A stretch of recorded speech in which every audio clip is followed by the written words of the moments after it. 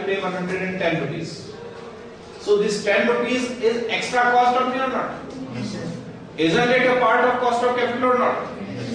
So this extra 10 rupees have to be arranged by the firm. For example, the term of the loan is 5 years. For term of the loan is 5 years. After 5 years, I have to redeem the debentures.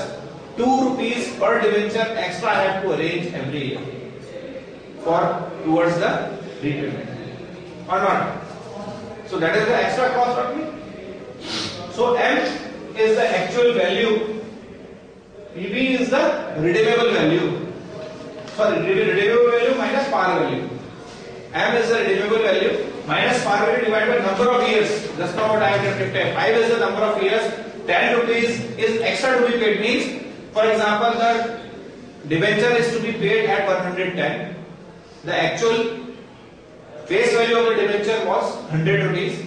So 110 minus 100 divided by 5. You got this? So this is the factor which is in addition to the interest rate. So this has to be calculated in addition to the interest rate. And then further, M plus BB upon 2. Why? Because the redeemable value and the actual value, when you will be arranging for the funds every year, it is the actual average investment which you have taken, not the full one. Why? Because you keep on adding them 2 rupees throughout the 5 years. That's why average has to be taken as a denominator over here for calculating the total actual investment. And on this only, this is the cost. And if you multiply it by 1 by t, because this only interest is to be subject to tax. This amount which you are extra and over and above arranging will not subject to tax. It means 1 by t will come only with the interest. Okay? And this formula remains. Now you tell me if you are having any doubt in this formula. Okay? So let us understand it with the help of example. Right? So I would like you to do this in your copies without seeing what is written over here. Then only you will be able to understand it.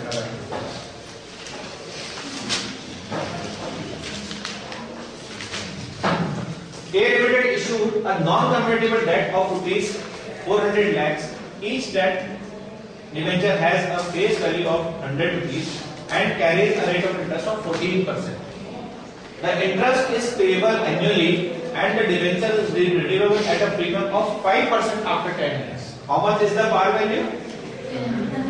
100. And how much is the amount to be extra to be taken? Rupees 5 plus 5% of this. And 10 years is the redeemable amount. If A realized rupees 97, now how much A has realized?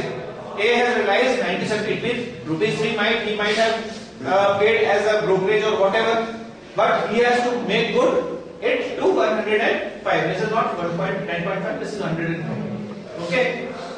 And corporate tax rate is 50%. What is the cost of debt to the company? Now here the cost of debt to the company interest is 14% on 100 rupees. So rupees 14, but 1 minus T. Tax rate is 50%. So rupees 7 will be the interest paid by you. Next is 105 is to be arranged. How much is to be arranged? 105. And actual amount you are having per share is 97, and the gap is to be made good in 10 years. So how much amount is to be taken? 105 minus 97 means how much extra is to be taken up? 8 rupees. 8 rupees in 10 years is the extra cost over and above the cost of it. And for the average of 105 and 97, you will get 7.7. Okay? So this is how you will be calculating the cost of debt. Excuse me, sir. Yeah. So here, why do you take the 97? Why not 100? Because the par value is of 100. Which one? So How much? Okay, you tell me one thing. You have borrowed rupees. You have to borrow rupees 100 from someone, but a broker is there in between to whom you have to pay 3%. How much came in your hand? 97. Now, for example, you are paying 14% interest on it. Will you pay 14% on 97 or on 100? I think you got it. Okay. So you will be paying interest on 100, but actual amount received by you is 97. So the effective rate of interest is not 14 upon 100. It is 14 upon 97. Got it? That's why 97. Any doubt, anyone? Okay. So shall we proceed further? Can you do this also? Do it, hurry up. As Company Limited issued a bonds with par value of rupees 2000 at 12% interest on 8% discount for 10 years. Calculate yield to maturity. Yield to maturity is nothing but the actual cost of debt.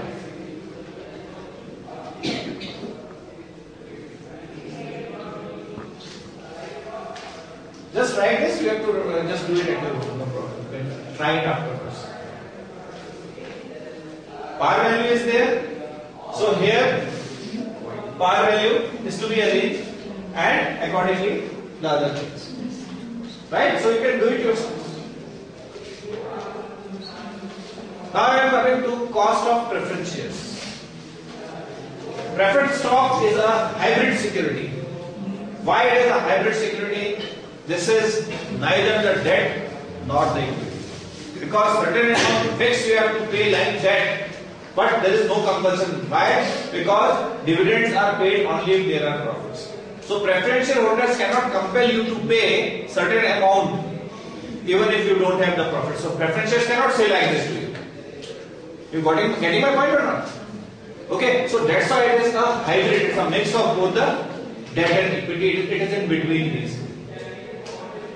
Like debt, preferred stock gets fixed periodic payment, that is cash inflow in form of the fixed dividends are there, and during liquidation they get one claim over those of the first claim over those of the common stock holders. At the time of liquidation, that what is called preference share. Unlike debt, it is neither bound by legal provisions of debt nor has voting rights.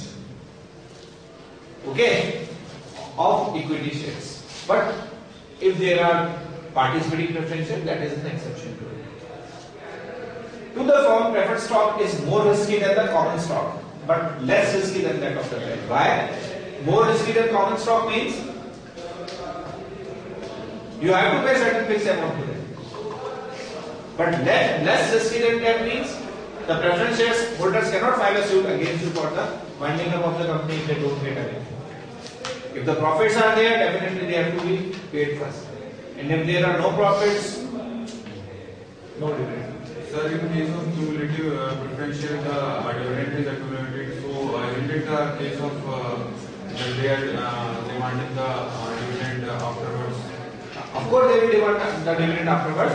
But whenever you are going to pay the dividend, you have to pay first the previous one. So the company will think of paying dividend in such case that if it is having a capacity of paying it the previous one, then only it will go for the declaration of dividend. That's why I have said that it is more risky than equity share, but less risky than that. What debenture holders can do, they can file a suit against you if you will not pay. They will file a suit against you even for the winding up of the company. So it has to be considered. Anything else? Shall I proceed further? To the investor, preferred stock is less risky than the equity or common stock, but more risky than that I have already explained you. Why it is so? We have just not discussed. Now the formula for preference stock. The cost of preference shares is determined by the dividend paid to the preference share holders. Means the preferred dividend on the price of the preferred stock. Preferred dividend per price of the preferred stock, and this is when it is irredeemable. I am telling you. There are again two concepts of redemption: irredeemable and redeemable. Though irredeemable are not seen nowadays, but still we must understand that. Now let us. A perpetuity selling for ₹80, a share pays annual dividend of ₹8. Its yield is 10%. It's very simple, as we have done it in case of debt also. If the flotation costs are also included, then that flotation cost will be reduced by the amount you have actually received. For example, ₹100, just now I have explained it, and suppose ₹2 you have paid the flotation cost, the actual amount received by you is 98, and the dividend you are paying is suppose 10 rupees, so 10 rupees will be your 98, not 100. So the effective cost of capital will increase at that time because denominator is getting decreased. Okay, so if the flotation costs are also there, they have to be adjusted along with the market price or the share price in the dividend. Whatsoever you have received. Now, this was previously it was the case of perpetuity. What will happen if you are having the preference shares, redeemable preference shares? The same similar formula of what we have used for debt will also be here. Dividend, redeemable price minus issue price divided by number of years, redeemable price plus issue price, the average. The same formula. But here there will be no 1 minus T. Why? Yeah, preference shares there is no interest component. So there is a dividend component. It is as good as interest rate. What do you think so? Why? What I am asking is why there is no 1 by T over here? Tax payment. Yeah, why tax is not there? Why 1 minus tax is not here? Because, my dear, interest provided you a tax shield, and that's why it is called leverage. You are having a leverage of using the interest. Okay, we will be discussing that this when we will be studying TPI and EPS analysis or leverage analysis. We will be studying this in detail that how debt is the cheapest source of finance. Debt is the cheapest source of finance, and how it is cheapest, why it is cheapest, we will be discussing in detail. Okay, so I think you have written this up. Now let us do one illustration. It is as similar as you have done your preference one, plus the difference is that you need not put any 1 minus T over here. So Excel Company Limited, each preference share has a face value of ₹100 and carries a rate of dividend of 14% per annum. A share is redeemable after 12 years and par. So N is 12. That amount realized per share is 95. Previously it was 97 in case of debenture, here it is 95. What is the cost of preference shares? So 5 rupees extra you have to arrange in 12 years plus 14% is the rate of dividend upon the average investment. You get your cost of preference shares.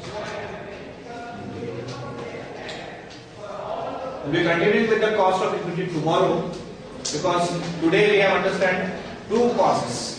Cost of preference shares and cost of debt or the debentures. And both were, you have find that both were similar in nature, except that in cost of debt you have adjusted with that of the taxes, whereas the preference stock debt preference stock cost is need not to be adjusted with the taxation. So I think it's sufficient for today. Okay. Thank you.